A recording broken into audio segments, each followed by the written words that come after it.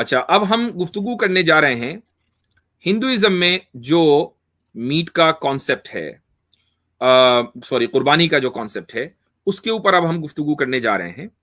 तो इसकी आपको नजर आ रहा है? बिल्कुल ठीक है। जी ठीक है, तो शुरू करें।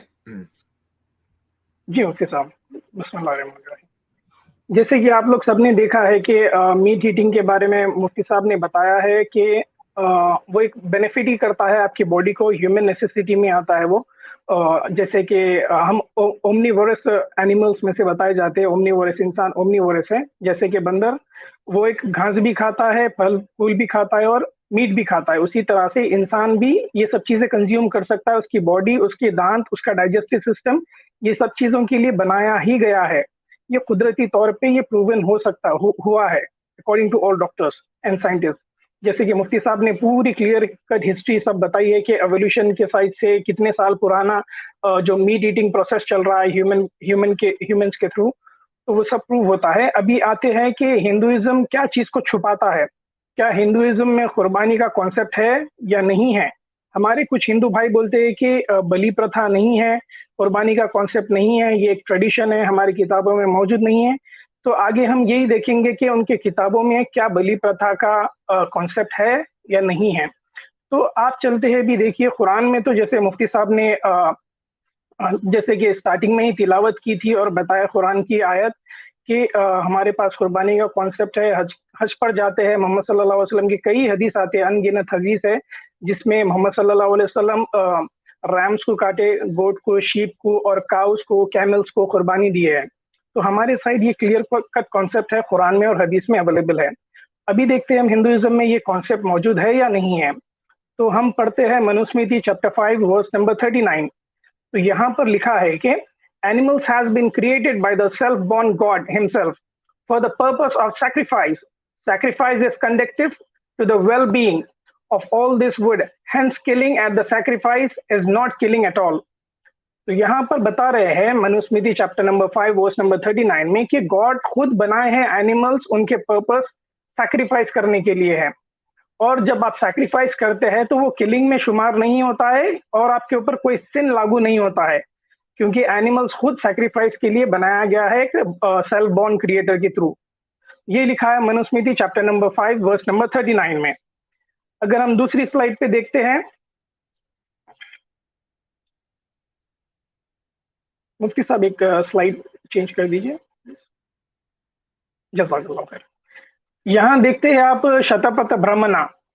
शतपथ ब्रह्मणा भी एक इनकी किताब है, एक मुकद्दस किताब में से एक आती है। इसमें खंड 4 अध्याय 5 ब्राह्मणा 1 वर्स नंबर 5 to 6 में लिखा गया है, thereupon he slaughtered a barren अम्बुदिया cow for Mitra and Varuna, and this indeed is performed as a different sacrifice, and that is an animal offering for the form of end of sacrifice. तो यहाँ पर clear cut लिखा गया है कि बैरन काऊ sacrifice किया गया है एक पूजा में। तो बैरन काऊ वो होती है जो गाय दूध देना बंद कर देती है, जो उम्र हो जाती है और उसको दूध नहीं आता है, उस वो गायों को सैक्रिफाइस कर सकते हैं, शतपत्र ब्राह्मणा में लिखा है। अभी हमारे कुछ सनातनी भाइयों को लगता है कि कोई भी गाय सैक्रिफाइस नहीं कर सकते हैं। अगर आप देखे गए तो बफेलो, बुल, काउ ये एक ही कैटेगरी में आती है according to science, according to science department. अगर आप स्पेसिफिक काउ के बारे में जानना चाह रहे हैं तो यहाँ पर बैरन काउस जो बच्चा नहीं दे सकती है, जिसकी उम्र हो चुकी है, जो दूध नहीं देती है, बूढ़ी हो चुकी है, वैसे गायों को स्लॉटर कर सकते हैं। यहाँ पर स्पेसिफिक काउ के बारे में बताया गया है, बैरन काउस, COW। तो आगे हम नेक्स्ट स्लाइड में देखते हैं कि ये है Rigveda book number 10 chapter number 91 verse number 10 to 15। यहाँ पर भी सैक्रिफाइस के बारे में लिखा गया है, he is whom he in the whom horses and the bulls and the oxes and the barren cows and rams were duly set apart and offered up as a sacrifice। तो यहाँ पर किस्म किस्म के सैक्रिफाइस बताया गया है, horse की सैक्रिफाइस, बुल, ऑक्स, बैरन काउस वंस अगेन। तो ये ऋग्वेदा जो है, जैसे हम शतपथ ब्राह्मणा पहले पढ़े थे, वो एक किताब है जो ऋग्वेदा एक वेद की कमेंट्री के ऊपर लिखी गई है, वो शतपथ ब्राह्मणा। तो ये अभी ऋग्वेद में हम देख रहे हैं कि यहाँ पर भी सैक्रिफाइस के बारे में बताया जा रहा है। हॉर्सेस की सैक्रिफाइस, बुल्स की सैक्रिफाइस, ऑक्सन, बैरन काउज, रैम्स, इनकी सैक्रिफाइस होती है, ऋग्वेदा में क्लियर कट लिखा हुआ है। आगे हम स्लाइड और जाते हैं तो हम ऋग्वेदा में आता है यहाँ पर भी book number 1 chapter number 163 verse number 9 to 15, यहाँ पर हॉर्स सैक्रिफाइस के बारे में बताया जा रहा है। They who observing that the horse is ready call out to say the smell is good, remove it. All craving meat await and distribution. May this approving helps promotes labor. तो यहाँ पर मीट की craving हो रही है और distribute भी करा जा रहा है। हॉर्स की सैक्रिफाइस के बाद उसके अलग अलग पार्ट्स को डिस्ट्रीब्यूट किया जा रहा है। तो ये ऋग्वेदा में भी लिखा हुआ है, सैक्रिफाइस के बारे में है। आगे की हम और स्लाइड देखते हैं। Devi Bhagavatam book number 3 chapter number 26 verse number 28 to 34 में यहाँ पर लिखा है, those who eat meat can sacrifice animals and killing of animals in a sacrifice is considered as not killing. तो यही सेम वर्स हम मनुस्मृति में पहला जो पढ़े थे वो भी सेम बोलता है और देवी भागवतम में भी ये सेम वर्स यहीं पर मेंशन है। Those who eat meat they cannot sacrifice animals in this worship of the devas and for the purpose of the goat and the wild boar are the best. तो यहाँ पर wild goats and the wild boars, यहाँ पर सुअर की भी sacrifice के बारे में बताया जा रहा है। ये Devi Bhagavatam book number 3 chapter number 26 verse number 28 to 34 इसमें लिखा है। अगर हम नेक्स्ट स्लाइड जाते हैं तो ये तो थोड़ा सा पढ़ लीजिए, ये जो यहाँ आपने हाईलाइट किया है, it has been decided that the killing of the animals in the sacrifice is considered as non-killing. अगर आप सैक्रिफाइस में अगर भेड़ को, बकरी को या फिर सुअर को अगर सैक्रिफाइस करते हैं तो वो नॉन किलिंग में शुमार होता है और आपके ऊपर कोई सिन अकर नहीं होता है। जी अच्छा, मैं एक चीज ऐड करना चाहूंगा और वो ये है कि ये जो स्लाइड्स पेश की जा रही हैं, हम हिंदुइज्म को क्रिटिसाइज नहीं कर रहे हैं। उसकी वजह ये कि हम ये एस्टेब्लिश कर चुके हैं कि एनिमल सैक्रिफाइस जो है वो इंसानियत का हिस्सा रही है शुरू से। कुर्बानी हर मजहब में रही है, जब हर मजहब में रही है तो हिंदुइज्म में भी यकीनन रही होगी। क्रिटिसाइज ये है, इस चीज को करना है कि आप अपने मजहब पर अमल क्यों नहीं करते हैं। यानी अगर आप अपने मजहब पर अमल कर रहे होते तो हमें कोई मसला नहीं था। आपके यहाँ काउ स्लॉटर भी है, हर तरह के सारे हवाले आ गए हैं। तो चूंकि आप अपने मजहब पर अमल नहीं कर रहे हैं, इसलिए हमने आज की स्ट्रीम का जो उन्वान रखा था वो ये था कि व्हाट डज हिंदुइज्म हाइड। आप कुछ छुपा रहे हैं, तो जो छुपा रहे हैं वो हम सामने लेकर आ रहे हैं। तो अच्छा, मैं अभी आपको एक वीडियो भी दिखाऊंगा, इंशाल्लाह उससे भी पता चल जाएगा कि इस वक्त जो हिंदू लीडर्स हैं वो क्या सोच रहे हैं। तो चलें सैम, आप आगे बढ़ें। वाल्मीकि रामायण जी, वाल्मीकि रामायण ये तो एक बहुत खास एक कॉमन बुक है जो सारे हिंदूज के करीब नजदीक ये पवित्र है और सबके घर में अवेलेबल रहती है, सब मानते हैं वाल्मीकि रामायण में। Valmiki Ramayana book number 1 chapter number 49 verse number 7, इसमें लिखा गया है, it is customary to offer an uncastrated in the sacrifice to please gods and departed soul. From now the mens can enjoy even the castrated rams, sheeps, if offered by humans on the earth, and in turn the manes shall offer the plentiful benefits of undiminished value of those offers, namely humans. तो ये इसकी मैं थोड़ी background history अगर चाहे तो मैं दे सकता हूँ मुफ्ती साहब। ये क्यों असल में हुआ, क्योंकि जैसे कि हमने पहले आपकी स्ट्रीम में मैंने बताया था कि इंद्रा और अहिल्या के साथ जो हुआ था, उसके बाद इंद्रा को श्राप मिला था सेजेस से, अहिल्या के वाइफ हस्बैंड से, तो उनके टेस्टिकल्स गिर गए थे। तो बाद में उनको ये रैम के टेस्टिकल्स से रिप्लेस किया गया था, तो उनको रैम के टेस्टिकल्स लगा दिए गए थे। उसी वजह से ये प्रथा जारी है कि जो बिना टेस्टिकल्स के रैम रहते, जो शीप रहते, गोट्स रहते, उनकी सैक्रिफाइस भी परमिसेबल है। ओके, ऑलराइट जी, ठीक है। तो आगे और बढ़ते हैं, Manusmriti chapter number 5 verse number 39। तो यहाँ पर वही है कि animals has been created by the self born god himself for the purpose of the sacrifice. Sacrifice is conductive to the well being of all this wood, hence killing at the sacrifice is no killing at all. The same verse is again repeated. जी। तो यहाँ पर अभी आता है विष्णु पुराना, तो यानी वेदास से लेकर, रामायण से लेकर, पुराना से लेकर उपनिषद, हर जगह मौजूद है ये। अच्छा, हर जगह मौजूद है। एक चीज ये है कि हमारे यहाँ यानी इस्लाम में एक कॉन्सेप्ट है जिसको हम कहते हैं एब्रोगेशन, यानी नस्ख उसको बोलते हैं। और उस कॉन्सेप्ट का मतलब ये होता है कि अगर कोई हुक्म आया कुरान में या हदीस में, तो कुरान और हदीस में ही उसको एब्रोगेट किया जा सकता है। तो वो किसी हिकमत वक्ती जरूरत की वजह से आया, उसके बाद उसको एब्रोगेट कर दिया गया।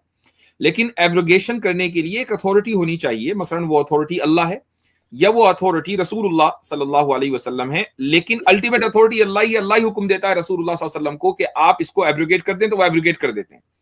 रसूलुल्लाह सल्लल्लाहु अलैहि वसल्लम की वफात के बाद जो एब्रोगेशन है अब वो पॉसिबल नहीं है मुसलमानों में। यानी कोई भी मुसलमान, चाहे वो दुनिया का सबसे बड़ा स्कॉलर हो या सारे दुनिया के बड़े बड़े स्कॉलर्स एक ग्रुप बना लें और वो सब इस बात के ऊपर एग्री कर लें कि हम ये वाला जो हुक्म कुरान में है या ये वाला जो हुक्म हदीस में है ना, इसको हम एब्रोगेट करते हैं, ये मुमकिन नहीं है, ये उनको अथॉरिटी नहीं है। ऐसे लोग जैसे ही एब्रोगेशन की बात करेंगे तो फौरी तौर पर मुसलमान खुद ही उनके खिलाफ हो जाएंगे और उनकी जो स्कॉलरशिप है वो उसको चैलेंज किया जाएगा। लेकिन सवाल ये है कि हिंदुइज्म में आखिर वो कौन सा मैकेनिज्म है? छोड़ दीजिए अथॉरिटी की बात, हाँ हो सकता है उनके यहाँ जो आचार्य हैं, जो शंकराचार्य वगैरह हैं, ये लोग अथॉरिटी हो, मैं उस अथॉरिटी की बात नहीं कर रहा हूं, लेकिन मैं उस मैकेनिज्म की बात कर रहा हूं कि वो मैकेनिज्म कहां लिखा है कि जिसकी बुनियाद पर किसी भी शंकराचार्य को यह हक है कि वो जो चाहे कैंसिल कर दे और जो चाहे मनसूख या एब्रोगेट कर दे। जी, यानी ये तो खुदा के या ऊपर वाले के हुक्म के साथ मजाक हुआ। जी बिल्कुल जनाब। मुफ्ती साहब, बिल्कुल। मैं इसके बारे में आपको लास्ट में थोड़ा एक्सप्लेन करूंगा मुफ्ती साहब, ये किस तरह से जो शंकराचार्य है, आज के गुरुज हैं, जो ये एब्रोगेट करना चाह रहे हैं वर्सेस को, मैं इंशाल्लाह ये स्लाइड्स के बाद में आपको थोड़ा एक्सप्लेन करूंगा इंशाल्लाह। ठीक है। ये विष्णु पुराण, अब यहाँ पर आते हैं विष्णु पुराण बुक नंबर 3 चैप्टर नंबर 16। तो चैप्टर नंबर 16 में खुद उसका हेडिंग है, चैप्टर का नाम खुद है, things proper to be offered as food to deceased ancestors. तो ये जो मर गए हैं उनके लिए पूजा पाठ किया जाता है मीट के जरिए, यानी उनकी रूह को सवाब पहुंचाने के लिए, सवाब पहुंचाने के लिए। ये चैप्टर का नाम ही वही है।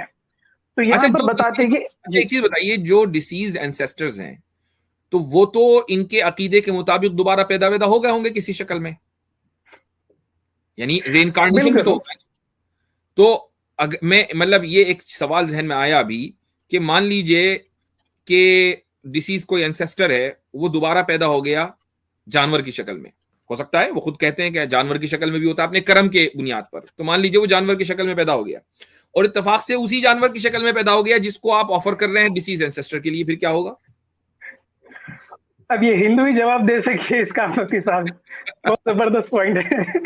जी।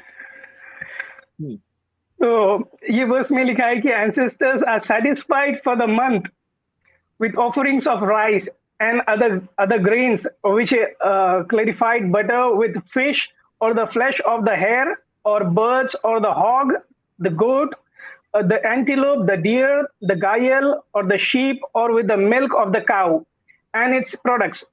There are few, they are for very few satisfied with the flesh in general and with of the long ears with the white goat in particular, the flesh of the rhinoceros, the Kailashaka, Prohib, the honey are also special sources of satisfaction of those worship the ancestral ceremonies. तो इतने प्रकार के गोश्त उनको चढ़ाए जाते हैं ताकि वो सुकून में रहे या फिर उन्हें खुश रहे या satisfy. The ancestors are satisfied for 1 month offering of rice. 1 महीने तक उनको कुछ अजाब नहीं होता है, वो सुकून में रहते हैं अगर ये सब जानवर के अगर गोश्त चढ़ाए इसमें से कोई भी एक। तो इसका मतलब ये है कि अगर आपको अपने एंसेस्टर से प्यार मोहब्बत है तो हर महीने सैक्रिफाइस करें। बिल्कुल। ठीक है, चलें। या फिर 1 साल में 1 बार। अच्छा, ठीक है जी जी। अभी यहाँ पर आगे आते हैं मनुस्मृति चैप्टर 5 वर्स नंबर 30 जी। यहाँ पर लिखा है कि the eaters incur no sin by eating even daily such animals are eatable since the eater as well as the eaten animals has been created by the creator himself. Okay. तो यहाँ पर खाने वाले को कोई अजाब नहीं है और जिसका गोश्त खा रहे हैं उसको भी कुछ अजाब नहीं है, यानी कि जानवर को भी कोई प्रॉब्लम नहीं है, इंसान को भी कोई प्रॉब्लम नहीं है, क्योंकि ये इतनी वाज़ेह बात है। The eater incurs no sin by eating. आप गोश्त खाकर कोई गुनाह मोल नहीं ले रहे हैं कि कोई किसी तरह का गुनाह, हाँ, चाहे रोजाना खाएं, बिल्कुल रोजाना। Such animals are eatable since the eater as well as the eaten animal has been created by the creator himself. और इसकी कमेंट्री देते हैं मेधातिथि। मेधातिथि सबसे पुरानी कमेंट्री आती है मनुस्मृति, ये मुगल से पुरानी के टाइम पुरानी है। अब हिंदू लोग ये भी नहीं बोल सकते कि भाई मनुस्मृति करप्ट हुई मुगल्स के टाइम पर, मुगल्स ने कुछ छेड़छाड़ की। अगर ये करप्शन होता था तो मेधातिथि की कमेंट्री कैसे अवेलेबल रहती थी, जो कि वही वर्स के ऊपर कमेंट्री हो रही है उसकी। तो इससे ये वाज़ेह है, ये क्लियर है कि कोई चीज करप्ट नहीं हुई है, क्योंकि मेधातिथि कमेंट्री ये वर्स के ऊपर क्लियर अपना बता रही है कि eater one who eats eatable which is capable of being eaten, he incurs no sin even by eating daily. तो मेधातिथि कमेंट्री कंप्लीटली बता रही है कि ये कोई प्रॉब्लम नहीं है, तो ये करप्टेड वर्स में भी नहीं आता है। ठीक, आगे बढ़ते हैं मुफ्ती साहब। ये देखिए, ये भी वाल्मीकि रामायण है। वाल्मीकि रामायण तो इतना बताया है कि देखिए अभी आप Valmiki Ramayana book number 1 chapter number 18 verse number 30, इसमें लिखा है व्हेनेवर राघवा, राम को राघवा भी बोलते थे, whenever Rama went hunting into the forest riding the horse, Lakshmana used to follow him holding bow and arrow in his hand. तो जब राम जंगल में शिकार के लिए जाते थे तो लक्ष्मण उनको कंपनी देने के लिए वो बो और एरो हाथ में लेकर जाते थे। नहीं हो सकता है कोई ये कहे कि वो गेहूं का शिकार कर रहे हो, ये भी तो हो सकता है ना। अब बो एरो से गेहूं का शिकार क्या होगा। जी आगे आते हैं Valmiki Ramayana book number 2 chapter number 56 verse number 23। यहाँ पर लिखा है कि स्ले एन एंटीलोप, यहाँ पर राम कमांड दे रहे हैं लक्ष्मण को, slay an antelope and bring it here quickly O Lakshmana, the rites as prescribed by the scriptures will have to be carried out, you may recollect that tradition. तो यहाँ पर पाठ पूजा के लिए राम लक्ष्मण को आदेश दे रहे हैं कि जाइए और एक हिरन मार कर लाइए ताकि हम ये कुछ रिचुअल कर सके या फिर कुछ पाठ पूजा या सेरेमनी कर सके। ठीक, जबकि हिरन को मारना जो है वो बहुत से सूबों में इंडिया में लीगल है, और वो बड़ा मशहूर केस हुआ था ना उसका, वो जो मूवी एक्टर है क्या सलमान खान का, तो उसने किसी हिरन का शिकार कर दिया था, राजस्थान का शायद वो केस था, कितने साल चला, पूरे हर जगह वो हेडलाइन में था।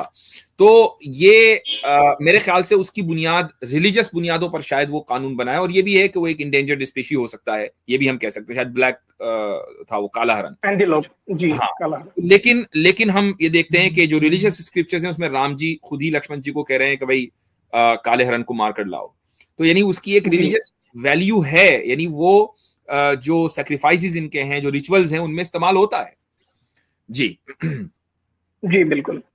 यह Valmiki Ramayana book number 2 chapter number 56 verse number 22, इसमें लिखा है कि O Lakshmana, those who intend to live for long in this hut should specify the deities presiding over here. Therefore, we shall bring the venison of a black antelope and make necessary offerings. जी हाँ, तो काले हिरन की बात, काले हिरन की बात हो रही है यहाँ पर डायरेक्ट। जी जी जी, ओके। आगे देखते हैं हम Valmiki Ramayana book number 2 chapter number 56 verse number 26। Then the powerful son of Sumitra, Lakshman, the powerful son of Sumitra killed a black antelope fit for offering and offered to it with will-kindled fire. Okay, ठीक है, चलिए, एक ही बात यानी उसको अलग अलग अंदाज से कहा जा रहा है ब्लैक एंटीलोप के बारे में। जी हाँ, तो यानी वाल्मीकि रामायण है, उसमें जगह जगह, एक जगह नहीं, मुख्तलिफ वर्सेस में ब्लैक एंटीलोप को मारने की बात कही गई है, उसको सैक्रिफाइस करने की बात कही गई है। हमें कोई प्रॉब्लम नहीं है, आपको प्रॉब्लम है सैम से, मुझे तो नहीं है। बिल्कुल नहीं है। ठीक है, तो भाई हमें तो बहुत अच्छा लग रहा है कि आपके यहाँ यानी हिंदुओं के यहाँ एक रिवाज रहा है कि जिसमें काले और दूसरे काले हिरन या दूसरे जानवरों को मारा जाता था, खाया जाता था। तो भाई ऐसा ही होना चाहिए कि लोगों के फ्रिज खोलकर ये न चेक किया जाए कि गोश्त किस चीज का है, उनको आजाद छोड़ा जाए कि जो एक इंसानी नेचर और ह्यूमन सिविलाइजेशन शुरू से जिस चीज को गिजा के तौर पर समझती आ रही है, तो इंसानों को इख्तियार होना चाहिए कि वो जिस चीज को चाहे खाएं, इल्ला ये कि मसलन हुकूमत ये कहे कि भाई एक इंडेंजर्ड स्पीशी है, आप इसको नहीं मार सकते, ओके वी रिस्पेक्ट दैट, तो अब उसको नहीं मारना चाहिए, जो कि वो कानून बन गया, और उस कानून के पीछे एक लॉजिक है कि अगर उसको सब यानी उसका शिकार होगा तो वो स्पीशी खत्म हो जाएगी। और बहुत से ऐसे जानवर हैं जो इंसान के लिए बेइंतहा जरूरी हैं, जो इस पूरे जो जो हमारा समझ लें कि साइकिल है, यानी उसका क्रॉप्स का, या इसी तरीके से जो पूरा इन्वायरमेंट है उसके लिए बहुत से जानवर बहुत जरूरी हैं। तो बाज तबा कुछ जानवरों के बारे में ये ऐलान कर दिया जाता है हुकूमत की तरफ से, आप इसको नहीं मार सकते, तो that's okay, we respect that. लेकिन ये है कि आप बीफ के ऊपर या गोश्तखोरी के ऊपर पाबंदी लगा दें और ये कहें कि जी मुसलमान क्रूल हैं, तो ये तो नाइंसाफी की बात है। इसका मतलब ये है कि आपकी अपने जो रिलीजियस स्क्रिप्चर्स हैं उनके ऊपर कोई नजर नहीं है। जी बिल्कुल मुफ्ती साहब, और यहाँ पर मैं अभी एक पॉइंट ऐड करना चाहता हूँ आपकी बात में कि India is the fourth largest beef exporter in the world under Modi government. जी हाँ, बिल्कुल सही, बिल्कुल सही। तो ये बीफ एक्सपोर्टर मेट्रिक टन से होता है रेगुलर डेली बेसिस पर, और इसमें बुल कटे जाते हैं, बफेलो कटे जाते हैं, और बैरन काउस जो गाय दूध देना बंद कर देती, जी हाँ, जो बूढ़ी गाय रहती है, क्योंकि मोदी जी खुद बताए उनके एक इंटरव्यू में कि जो बूढ़ी गाय होती है इनको भी भेजा जाता है स्लॉटर हाउस में। और मेरे कुछ जैन मित्र, ये मोदी के अल्फाज है कि मेरे खुद जैन मित्र हैं जो स्लॉटर हाउस चलाते हैं। ओके, ये ऑन एयर बोले हैं। असल में यही वजह है कि इंडिया में मोदी गवर्नमेंट इस वक्त जाहिर है कि फेडरल गवर्नमेंट है, और वो चाहे तो बहुत आसानी के साथ कानून पास कर सकती है कि मसलन जो गाय है वो नेशनल एनिमल है, और जब वो नेशनल एनिमल है तो उसको नहीं काटा जा सकता। पूरे इंडिया के लिए आप कानून पास कर सकते हैं, लेकिन आप पास नहीं करते, चूंकि अगर आप पास करेंगे तो आपके जो मल्टी बिलियनर दोस्त हैं उनको नुकसान हो सकता है। तो ये तो गवर्नमेंट खुद हिंदुइज्म के खिलाफ जा रही है, हिंदुओं के खिलाफ जा रही है, उनके जज्बात के खिलाफ जा रही है। भैया तो ये कहें कि काऊ जो है गाय में मतलब ये कि कोई वो होली एनिमल नहीं है, कोई भी खा ले उसको ठीक है। या तो एक तरफ आपका नैरेटिव ये होना चाहिए, लेकिन ये नैरेटिव है नहीं। आप ये कहते हैं कि मेरे सामने कोई गाय माता को मारेगा तो मैं तो उसका गर्दन काट दूंगा, एक तरफ आप ये कहते हैं, दूसरी तरफ आपकी जो गवर्नमेंट है वो सबसे ज्यादा एक्सपोर्ट करती है, तो ये तो डबल स्टैंडर्ड है। जी अच्छा, और एक्सपोर्ट किसको करती है? गल्फ में मुसलमानों को करती है, ये भी एक बड़ी चीज है। बिल्कुल बिल्कुल मुफ्ती साहब। आगे हम आते हैं Valmiki Ramayana book number 2 chapter number 56 verse number 28। जी हाँ, ब्लू कलर का। this black antelope with all its length is well cooked. O divine Shri, you may make the offerings to Vastu Deva in which you can proficient. तो यहाँ पर black antelope को अच्छा पकाइए और offering करिए कोई God को। यहाँ पर इस वर्ष में बताया जाता है वाल्मीकि रामायण, ऊपर थोड़ा ऊपर मुफ्ती साहब, एंटीलॉप की बात हो रही है, तो एंटीलॉप के बारे में तो इन्हीं वाल्मीकि रामायण से तो इतनी ज्यादा हवाले आ गए हैं, और आप चैलेंज कर रहे हैं कि डेयर टू डिस्प्रूव, कि इसको चैलेंज है सब लोगों को कि इसको डिस्प्रूव करके दिखाएं, ये आपकी किताबों में लिखा हुआ है। तो एंटीलॉप से हम आगे बढ़ें, वैसे भी मुंह में पानी आता रहेगा, एंटीलॉप की बात करेंगे और मिलने का है नहीं, तो तो आगे चलते हैं। जी जी, ये भी स्लाइड वाल्मीकि रामायण की, आप थोड़ा स्क्रॉल कर दीजिए। जी हाँ, मनुस्मृति। जी यहाँ पर आते हैं Manusmriti chapter number 5 verse number 32। जी इसमें लिखा है having brought it or having obtained it himself or having it presented by others, if one eats meat after having worshipped the gods and the pitras, he does not incur sin. तो कोई आपको gift दे, कोई आपको ला कर दे, कहीं से आप पाठ पूजा का कुछ मिल गया, आपको मीट खा रहे हैं गॉड्स को वर्शिप करे बाद, तो आपके ऊपर कोई तरह का सिन इनकर नहीं होता है। ठीक, अच्छा, ये तो बिरयानी की माशाल्लाह आपने पूरे फोटो दिखा रहे हैं। जी जी, तो यहाँ पर भी वही है, chapter number 5 verse number 30, the eaters incur no sin by eating even daily, such animals are eatable since the eater and the eaten animals has been created by the creator himself. चले, तो जो चीज repeat हो रही है उसको बताने की जरूरत नहीं, उसमें टाइम जाया होता है, वो चीज आ चुकी है ऑलरेडी। जी बिल्कुल। Manusmriti chapter number 5 verse number 16, यहाँ पर लिखा है कि the pathina and the rohita are fit to be eaten when used as offering to gods or pitras and rajiva. तो यहाँ पर ये पित्रा, पथीना और रोहिता एक फिश के नेम है, जो एक ब्रीड है फिश की। ये दो फिश है, इसको आप ऑफरिंग दे सकते हैं गॉड्स के लिए और इसको खा भी सकते हैं। ठीक जी। नेक्स्ट वर्स आती है Manusmriti chapter number 5 verse number 32। Having brought it or having opted, ये भी एक नेक्स्ट कर दीजिए मुफ्ती साहब। अच्छा, ये क्या है? If a Brahmin eats meat after worshipping gods then it is not a sin. ब्राह्मण खाए तो गुनाह नहीं, नो जी हाँ, टेंशन। वर्शिप करके, जी अगर वर्शिप करते हैं, पाठ पूजा करके ऑफरिंग करते हैं गॉड को और खाते हैं तो कोई प्रॉब्लम नहीं है, ब्राह्मण को या कोई भी कास्ट के आदमी को। अच्छा, देखिए इसमें ब्राह्मण की बात है ना, तो ऐसा लग रहा है कि दलित खाए तो मसला है, ब्राह्मण ना खा ले, बस ब्राह्मण खा जी ले, दलित ना खाए। जी।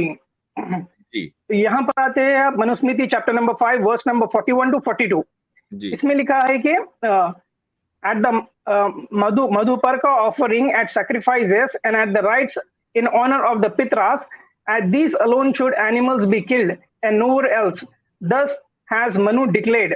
The twice born person, twice born मतलब ब्राह्मण के बारे में बात हो रही है, the twice born person, knowing the real import of the Vedas, important of the Vedas, killing animals and these occasions carried himself and the animals to the most excellent state. तो ये इसमें जो मेन लफ्ज है वो ये कि दस हैज मनु डिक्लेयर्ड, मनु ने ये फैसला कर दिया है। जी, यानी जानवरों को मारने का फैसला मनु की तरफ से आ चुका, हुक्म है ये। जी, हुक्म है ये। ठीक, जी हाँ, आगे चलें। जी हाँ, आगे चलिए, ये भी एक नेक्स्ट कर दीजिए मुफ्ती साहब। अच्छा, जी हाँ, ये Manusmriti chapter number 5 verse number 35। But when invited according to law, if a man does not eat meat, he becomes after death a beast during 21 births. अच्छा, जी, तो alright, when invited according to law, if a man does not eat meat, अगर कोई आदमी meet नहीं खाएगा तो मरने के बाद वो खुद जानवर बन जाएगा। जी, during 21 births, 21 बर्थ लिया तो भी वो जानवर ही रहेगा, अगर मीट नहीं खाता तो जानवर रहेगा। और उसके जो उसकी जो औलाद है वो हर बर्थ में उसको ज़िबा करेगी, एंसेस्टर की रूह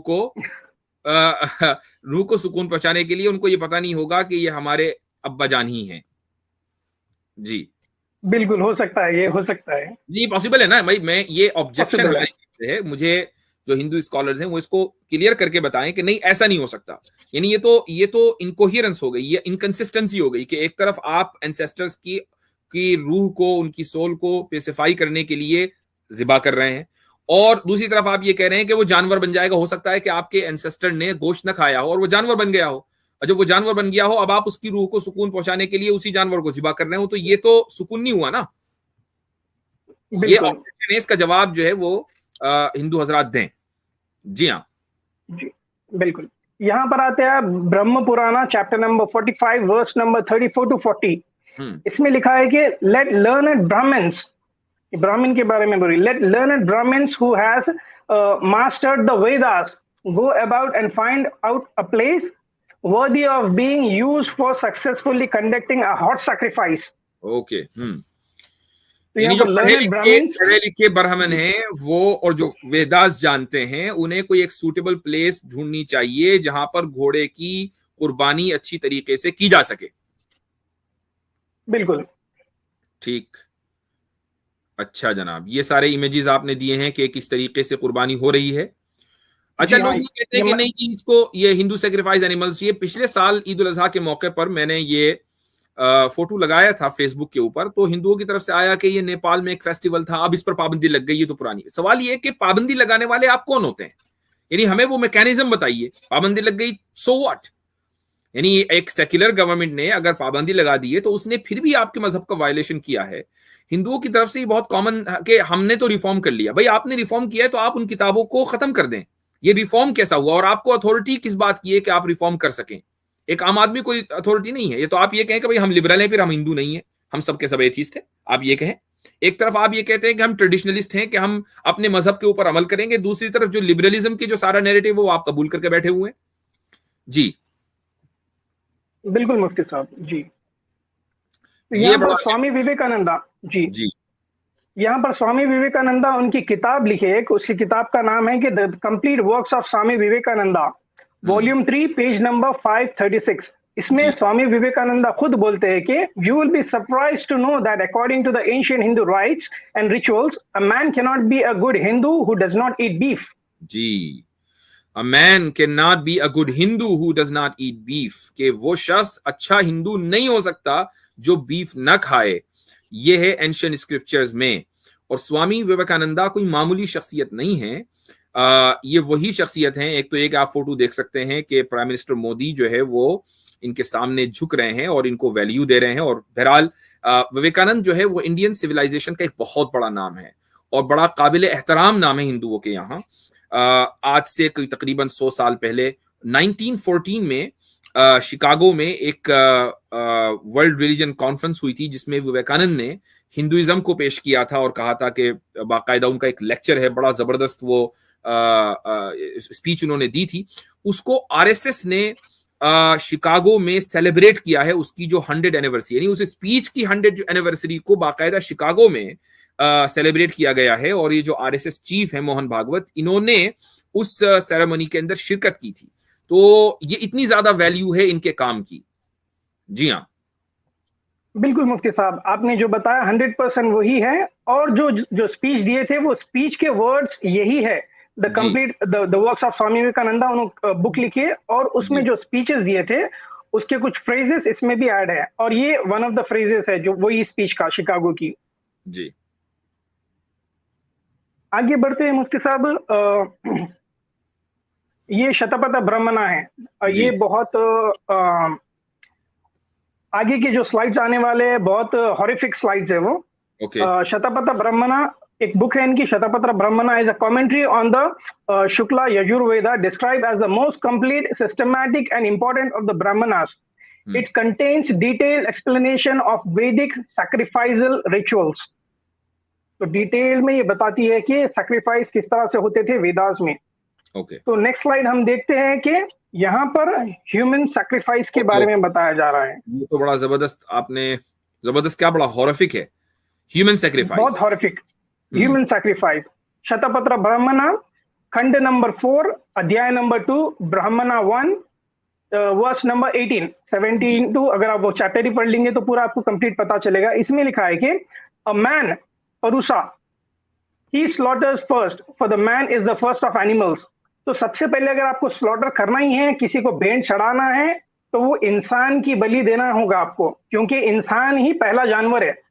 यानी सबसे बेहतर जो बलि है वो इंसान की है, ये कह रहे हैं. बिल्कुल, बिल्कुल. फिर घोड़े की है. हॉर्स. जी. Then a horse for the horse comes after man. Then a bull for the cow comes after the horse. Then a ram, then a sheep, then comes after the cow. Category कर दिया hierarchy के, पहले इंसान की, फिर उसके बाद घोड़े की, फिर उसके बाद बुल की, फिर उसके बाद शीप की वगैरह वगैरह. शीप की. बिल्कुल. कह सकता है कि भाई ये वाली बात तो इस्लाम में भी है. हजरत इब्राहिम अलैहिस्सलातु वस्सलाम अपने बेटे इस्माइल को अलैहिस्सलातु वस्सलाम को ज़िबा करने चले थे. उन्होंने ख्वाब देखा था. उस ख्वाब की बुनियाद पर तो आपके यहाँ भी तो ह्यूमन सेक्रीफाइस है. तो देखें, फर्क जमीन आसमान का है. वो ये है कि हजरत इब्राहिम अलैहिस्सलातु वस्सलाम को ख्वाब में ये दिखाया गया कि वो अपने बेटे की कुर्बानी कर रहे हैं. हजरत इब्राहिम ने उसको जाहिर है कि जैसा लेना था वैसा लिया और अपने बेटे को लिटाया कुर्बानी करने के लिए. लेकिन अल्लाह ताला ने उस बेटे को, हजरत इस्माइल को, कुर्बान होने नहीं दिया और उसको रिप्लेस कर दिया एक दुम्बे से. और हजरत इब्राहिम अलैहिस्सलातु वस्सलाम ने उस दुम्बे को कुर्बान किया. यानी आप इस्लामी जो लिटरेचर है उसमें एक भी जगह ऐसी नहीं पाएंगे जिसमें यह कहा गया हो कि इंसान को की कुर्बानी होनी चाहिए या इंसान की कुर्बानी दी गई. जो इस्लामी लिटरेचर है मैं उसकी बात कर रहा हूं. डिस्टोर्टेड जो बिब्लिकल लिटरेचर है उसकी बात नहीं हो रही है. तो लेकिन जो यहां पर इस वक्त सामने बात आ रही वो ये कि इंसान की कुर्बानी सबसे बेहतर है. बाकायदा उसको जो है ग्लोरीफाई किया जा रहा है, जबकि इस्लाम में ऐसा नहीं है. इस्लाम में जो इंसान की कुर्बानी ख्वाब में आई थी वो एक सिंबॉलिक है, वो लिटरल नहीं है. यहां लिटरल है. एग्जैक्टली मुफ्ती साहब, बिल्कुल जी. नेक्स्ट स्लाइड पे हम जाते हैं. पद्म पुराना, यहाँ पर भी ह्यूमन सैक्रिफाइस की बात हो रही है. Section number 2 Brahma Khanda, chapter number 12 merits earn by protecting a Brahmana, verse number 6 to 22. यहाँ पर लिखा है कि O king, I shall tell you in brief the cause of the sun's birth about which you have asked me. Listen attentively. O best king, perform the sacrifice called Naramedha. नर मेधा, नर बोलते हैं इंसान को, मेधा बोलते हैं सैक्रिफाइस.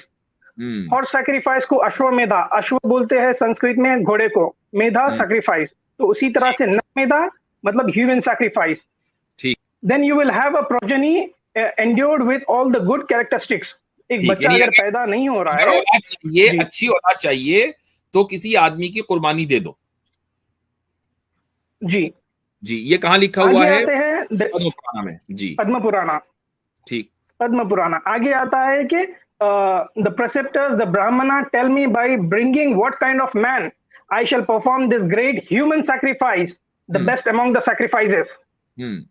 तो मैं कौन से इंसान को लेके आऊं, किस तरह का रहना चाहिए वो इंसान जो बेस्ट ऑफ सैक्रिफाइस रहेगी।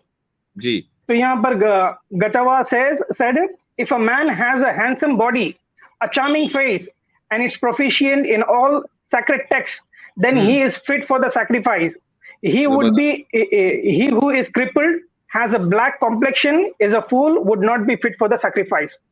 तो एक खूबसूरत आदमी की जवान जो चुस्त रहेगा और जो सैक्रेड टेक्स्ट याद रहेंगे उसको, यानी कि लर्नर्ड एक ब्राह्मण रहेगा वो, तो उसकी सैक्रिफाइस अव्वल दर्जे की मानी जाएगी। अगर कोई अंधा है, लूला है, काना है, काला है और तो वो बेवकूफ रहेगा, उसकी सैक्रिफाइस देना बेफुजुल रहेगा, वो एक्सेप्टेबल नहीं है। मेरे ख्याल से ये एक वाहिद जगह है जहां रेसिज्म जो है बड़ी पॉजिटिव है, क्योंकि आप जितने काले होंगे उतने ही बचेंगे, गोरे होंगे उतने ही लटकाए जाएंगे। जी जी। आगे आता है महाभारता बुक नंबर 9 सेक्शन नंबर 50, मतलब चैप्टर नंबर 50। अगर ये पूरा चैप्टर अगर आप पढ़ेंगे तो यहाँ पर हॉर्स सैक्रिफाइस और ह्यूमन सैक्रिफाइस की बात हो रही है। यहाँ पर बताया जा रहा है कि Devala then saw he proceeded from those regions of person performing sacrifices by killing animals to that pure region which is worshipped by the very gods, foremost of men that perform the horse sacrifice and the sacrifice in which the human beings are slaughtered. जी, and the sacrifice in which human beings are slaughtered. Okay. जी, ठीक है। तो ये एक अग्नि पुराण है। यहाँ पर chapter number 125 to chapter number 125 verse number 49 to 50 में लिखा गया है, the Lord said the different circles which get success in battle. तो यहाँ पर बैटल जंग किस तरह से जीती जाएगी या फिर दुश्मन को चित कैसा किया जाएगा यहाँ पर बता रहा है। ये थोड़ा आउट ऑफ सब्जेक्ट है बट सिमिलर रिलेटेड है ये। I shall describe the rites related to the fire which ensure the victory in battle etcetera. The votary should remain nude, have the two-feet united face the south and offer human flesh, blood and the poison mixed with the chaff of grain, pieces of bone and option to fire kindly with the logs of the wood at the cremation ground in the night, uttering the names of the enemy 180 times. तो बाकायदा ये तरीका बताया जा रहा है, ये बैठे हुए हैं साधु जी, कि ह्यूमन इंसान का जो गोश्त है, खून है और जहर के साथ मिक्स करके बाकायदा एक रिचुअल किया जाए जिसको हम जादू कह सकते हैं। कब्रिस्तान में हैं, शमशान में, कब्रिस्तान में, हाँ, शमशान घाट पर। तो इस तरीके से आप अपने दुश्मनों के ऊपर फतह हासिल कर सकते हैं।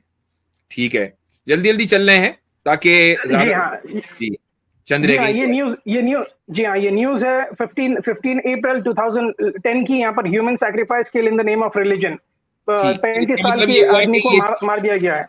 ये चीज सिर्फ किताबों में नहीं है बल्कि प्रैक्टिस की जा रही है 2010 में। जी, ये कह रहा है कि in an unprecedented case of human sacrifice. मुझे हैरत है कि अनप्रेसिडेंटेड कैसे कह रहा है, जबकि हिंदुइज्म में ह्यूमन सैक्रिफाइस हुई है तो अनप्रेसिडेंटेड नहीं है ये। The beheaded body of a 35-year-old man was found outside a temple of goddess Kali this morning about 6 kilometers from Bolpur in West Bengal's Birbhum district. तो काली मंदिर जो इनकी काली गॉडेस है, उसके मंदिर के बाहर एक 35 साल शख्स की बॉडी हेडेड, उसका सर तन से जुदा कर दिया गया एक रिलीजियस प्रैक्टिस के तौर पर।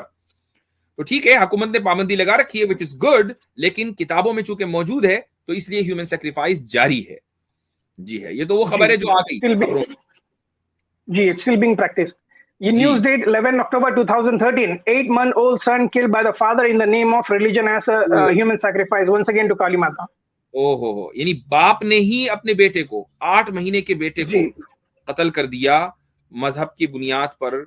Indian father kills his 8-month-old son with an axe to appease Hindu goddess of destruction and rebirth। मतलब ये कि इस खबर को पढ़ने से इंसान के रोंगटे खड़े हो जाते हैं कि कुल्हाड़ी से मारकर उसने अपने 8 महीने के बच्चे को कत्ल कर दिया। क्यों? क्योंकि वो अपनी गॉडेस को अपीज करना चाहता था। ये खबर जो है 2013 की है। ठीक है, मर्डर है, ठीक है, इसके ऊपर पाबंदी है, लेकिन रिलीजियस किताबों में मौजूद है, इसलिए हो रहा है। जी, Newsday 21st October 2018, human sacrifice, 9-year-old boy killed in the name of religion, again to Kali Mata। 9 साल के बच्चे को उड़ीसा में मारा गया है। The Odisha police has claimed to solve the case of a 9-year-old boy whose severed head was recovered from a riverbed in Bolangir district। Okay। सरतन से जुदा once again। जी, सरतन से जुदा। जी, new date. Newsday 17 July 2017, human sacrifice, 2-year-old killed in the name of religion। अच्छा, ये दहशतगर्दी नहीं कहलाएगी। हालांकि इंसानों को, बच्चों को, 8 महीने के, 9 साल के बच्चों को मारा जा रहा है और किसी खुदा को, इनके किसी खुदा को खुश करने के लिए, ये दहशतगर्दी नहीं है। जी, ये बच्चे को एब्डक्ट किया गया था, स्कूल से उठाया गया था और चुरा लेकर उसकी सैक्रिफाइस दे दिए, बलि चढ़ा दिए बच्चे की। जी जी जी जी। आगे आता है न्यूज डेट। जी, sorry, go ahead. News date 1st October 2015, human sacrifice kill in the name of religion. अच्छा, ये जो आप तस्वीर दिखा रहे हैं एक आइडल की, इसने हाथ में किसी का सर पकड़ा हुआ है और सर तन से जुदा किया हुआ है, तो और बाकायदा इसकी पूजा भी होती है। तो ये जो मुसलमानों को कहा जाता है सर तन से जुदा, ये खामखाई मुसलमानों को कहा जाता है। ठीक है, कुछ मुसलमान पाकिस्तान के अंदर कहीं, और मैं भी न्यूज पर भी बात करूंगा जो आज उदयपुर में हुआ है अभी थोड़ी देर में, तो उस पर भी बात होगी। लेकिन जिस चीज को एक यानी होली और सेक्रेड बनाकर पेश किया जा रहा है, सर तन से जुदा को, वो तो यहां आप अपनी इन किताबों के थ्रू आप इन इमेजेस के जरिए दिखा रहे हैं सैम। ये तो बड़ी अजीब बात है। जी बिल्कुल बिल्कुल मुफ्ती साहब। जी, यहां पर जो है 5 साल के बच्चे को ह्यूमन सैक्रिफाइस का केस है। Police in the southern Indian state of Andhra Pradesh say that they are treating the murder of a 5-year-old boy as a case of human sacrifice। एक 5 साल बच्चे को इंसानी बलि चूंकि उसकी दी गई है, तो पुलिस उसको इसी एतबार से देख रही है। The child was abducted while playing। बच्चा खेल रहा था, उसको अगवा कर लिया गया। तो और उसके बाद उसका who beheaded him, कुछ लोगों ने who beheaded him and threw the blood around his house, कि उसने उस बच्चे का सर तन से जुदा किया और उसके बाद उसका खून जो है वो अपने घर के इर्द गिर्द उसने बहा दिया। ओके जी, ये है 2016 news date 6 March 2016, 10-year-old girl kill in the name of religion. ये बहुत हॉरिफिक है। ये एक पैरालाइज्ड आदमी को ठीक करने के लिए 10 साल की लड़की की बलि चढ़ा दी है। ओके जी, ये तो बहुत ही अजीब खबरें आपने दिखाई हैं, बड़ी ही अजीब गरीब विजुअल्स हैं ये, और इसको तो किसी भी तरीके से मतलब ये कि जस्टिफाई किया ही नहीं जा सकता। लेकिन आपने दिखाया है कि उनकी किताबों में ये लिखा हुआ है कि ह्यूमन सेक्रीफाइस सबसे बेहतर सेक्रीफाइस है, और तांत्रिक ये काम करते आ रहे हैं। चंद खबरें हैं जो आ गई हैं, और ये कोई पिछले सदी की नहीं है, अभी 4-5 साल पुरानी खबरें हैं। इसका मतलब ये कि आजकल भी ये होता आया है। जी, 2019 में भी एक खबर आई थी कोरोना के लिए। 2019 और 2020 के बीच में कोरोना को भगाने के लिए एक पुजारी ने आदमी का गला काट दिया और भेंट चढ़ा दिया कोरोना भगाने के लिए। ओके, ये आपकी बात हो गई मुकम्मल, आपकी जो मेरे ख्याल से। जी ठीक है।